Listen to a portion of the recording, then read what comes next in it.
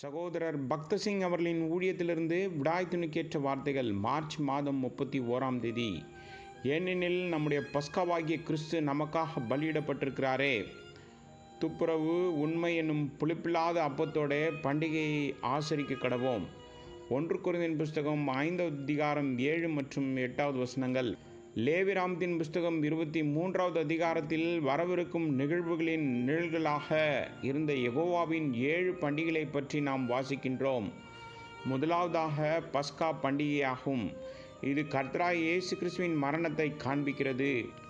பஸ்கா ஆட்டுக்குட்டியாகிய இயேசு கிறிஸ்துவை அடையாளப்படுத்துகிறது. இரண்டாவதாக 7 நாட்களுக்கு யூதர்கள் புளிப்பில்லாத அப்பங்களை சாப்பிட வேண்டியதாயிருந்தது. புளித்த மாவு பாவத்தின் சின்னமாக இருக்கிறது.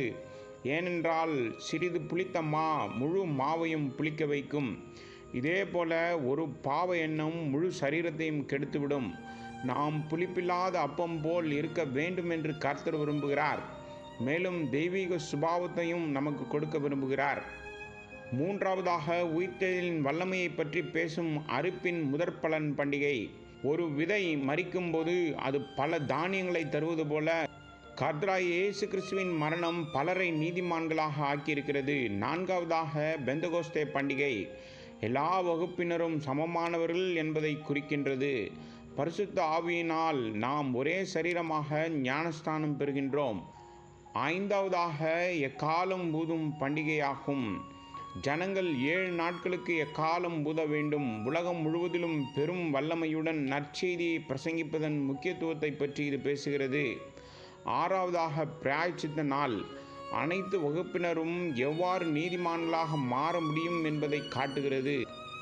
ஏழாவதாக கூடார பண்டிகை. ஒரு நாள் நாம் அவருடன் அரசாள வேண்டும் என்று கர்த்தர் விரும்புகிறார் என்ற உண்மையை நமக்கு வெளிப்படுத்துகிறது.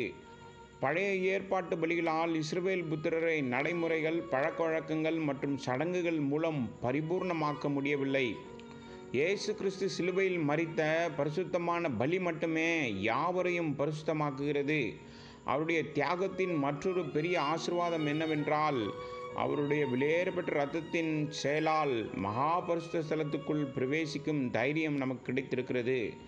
ஆகையால் சகோதரரே, நாம் பரிசுத்த ஸ்தலத்தில் பிரவேசிப்பதற்கு இயேசுவானவர் தமது மாம்சமாகிய திரையின் வழியாய் புதிதும் ஜீவனுமான மார்க்கத்தை நமக்கு உண்டு பண்ணினபடியால் அந்த மார்க்கத்தின் வழியாய் பிரவேசிப்பதற்கு அவருடைய இரத்தத்தினாலே நமக்கு தைரியம் உண்டாயிருக்கிறபடினாலும் தேவனுடைய வீட்டின் மேல் அதிகாரியான மகா ஆசாரியர் நமக்கு ஒருவர் இருக்கிறார்.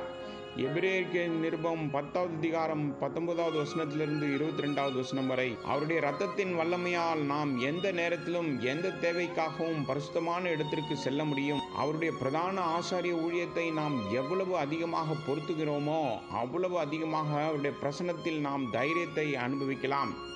அவரது தியாகத்தால் அவர் பிரிவினையாகிய நடுச்சுவரை தகர்த்து விட்டார். இந்த துணிச்சலை நாம் அனுபவிக்க தவறிய போதெல்லாம் நாம் நம்முடைய இருதயங்களை ஆராய்ந்து நம்முடைய தோல்விகளை ஒப்புக்கொண்டு அவருடைய விலையேறப்பட்ட இரத்தத்தால் நம்மை சுத்திகரிக்க வேண்டும் என ஜெபிப்போம்.